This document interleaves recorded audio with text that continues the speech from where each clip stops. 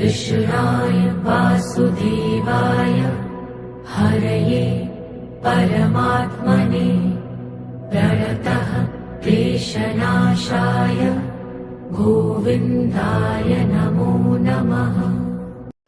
श्री भगवानुवाच इदं शरीरं कौन्तेय क्षेत्रमित्यभिधीयते एतद्यो वेत्ति तं प्राहुः क्षेत्रज्ञ इति तद्विदः। कृष्ण कहते हैं कि हमारा ये शरीर क्षेत्र है। जैसे खेत में बोए गए बीजों का उनके अनुरूप फल समय पर प्रकट होता है, वैसे ही हमारे शरीर में बोए हुए कर्मों के संस्कार भी बीज हैं, जिनका फल समय पर प्रकट होता है। इसलिए हमारे शरीर का नाम क्षेत्र भी है, और जो इस बात को जानता है उसको क्षेत्रज्ञ कहते हैं। बात को जानने से मतलब है कि जो इस बात का तत्व, इसका मर्म जानता है, ऐसे मनुष्य को ज्ञानी कहते हैं।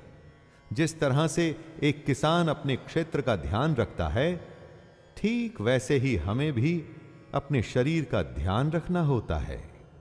श्री भगवानुवाच क्षेत्रज्ञं चापि मां विद्धि सर्वक्षेत्रेषु भारत क्षेत्रक्षेत्रज्ञयोर्ज्ञानं यतज्ञानं मतं मम तत्क्षेत्रं यच्च यादृक् यद्विकारी यतश्च यत् स च यो यत् प्रभावश्च तत्समासेन मे शृणु। जहां पर कुछ होता है उसे शरीर या क्षेत्र कहते हैं, और इस होने का जहां पर प्रभाव पड़ता है, असर होता है, उसे क्षेत्रज्ञ कहते हैं।